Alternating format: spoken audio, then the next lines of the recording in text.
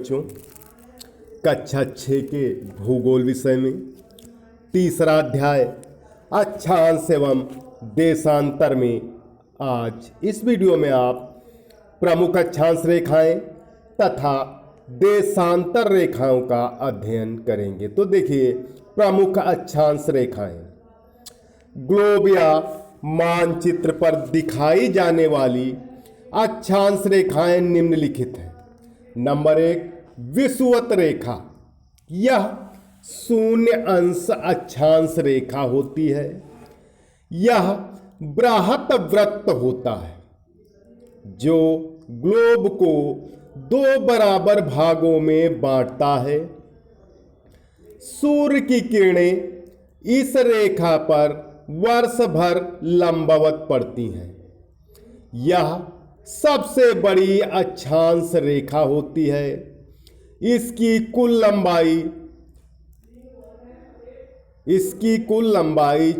40,076 kilometre है। Globe को 2 बराबर भागों में बांटने के कारण विषुवत वृत्त को भूमध्य रेखा भी कहते हैं। नंबर 2, कर्क रेखा।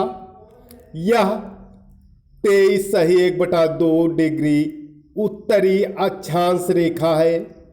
पृथ्वी के अक्ष के 23.1/2 डिग्री झुके होने के कारण वर्ष में एक बार 23.1/2 डिग्री उत्तरी अक्षांश सूर्य के सामने पड़ता है। अर्थात इस रेखा पर सूर्य की किरणें लंबवत चमकती हैं। कर्क रेखा भारत के मध्य से होकर गुजरती है। नंबर 3, मकर रेखा।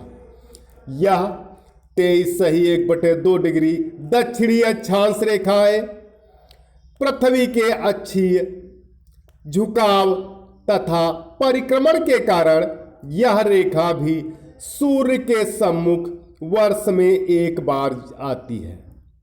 तब सूर्य की किरणें यहाँ लंबवत पड़ती हैं। अतः स्पष्ट है कि सूर्य कर्क एवं मकर रेखाओं के मध्य वर्ष भर लंबवत चमकता है। मकर रेखा ऑस्ट्रेलिया के मध्य से होकर गुजरती है और कर्क रेखा भारत के मध्य से होकर गुजरती है। नंबर 4, आर्कटिक वृत्त। यह 66.1/2 डिग्री उत्तरी अक्षांश रेखा है। इस रेखा पर सूर्य की किरणें कभी भी लंबवत नहीं पड़ती हैं। इस रेखा पर दिन की अवधि 24 घंटे की होती है। अंटार्कटिक वृत्त। यह 66.1/2 डिग्री दक्षिणी अक्षांश रेखा है। इस अक्षांश रेखा पर भी सूर्य की किरणें कभी सीधी नहीं पड़ती हैं। नंबर 6, उत्तरी ध्रुव वृत्त। यह 90 डिग्री उत्तरी अक्षांश रेखा है। ग्लोब पर यह एक बिंदु से प्रदर्शित होती है। इस रेखा पर 6 माह का दिन तथा 6 माह की रात होती है। यह पृथ्वी के अक्ष का उत्तरी सिरा है। नंबर 7, दक्षिणी ध्रुव वृत्त। यह 90 डिग्री दक्षिणी अक्षांश रेखा है। ग्लोब पर यह बिंदु से प्रदर्शित होती है। इस रेखा पर 6 माह का दिन तथा 6 माह की रात होती है। यह पृथ्वी के अक्ष का दक्षिणी सिरा है। आगे देखिए, देशांतर रेखाएं।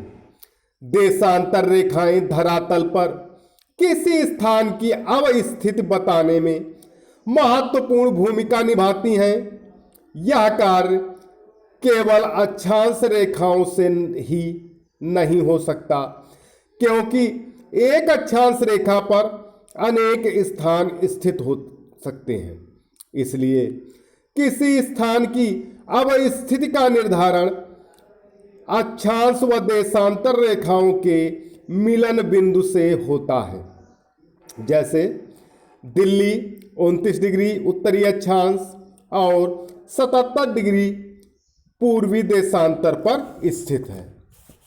सामान्यतः पृथ्वी के दोनों ध्रुवों को मिलाने वाली काल्पनिक रेखाओं को देशांतर रेखा कहते हैं। ये अर्धवृत्त होती हैं। हम सभी रेखा गणित के इस तथ्य से परिचित हैं कि एक बिंदु के चतुर्दिक अधिकतम 360 डिग्री का कोण बन सकता है। इस प्रकार 1 डिग्री के अंतर पर खींचने पर 360 डिग्री देशांतर रेखाएं बनती हैं।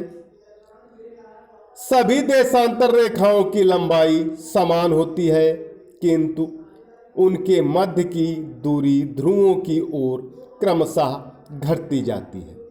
तो प्यारे बच्चों, आज इस वीडियो में इतना ही। सभी विद्यार्थी प्रमुख अक्षांश रेखाएं तथा देशांतर रेखाओं को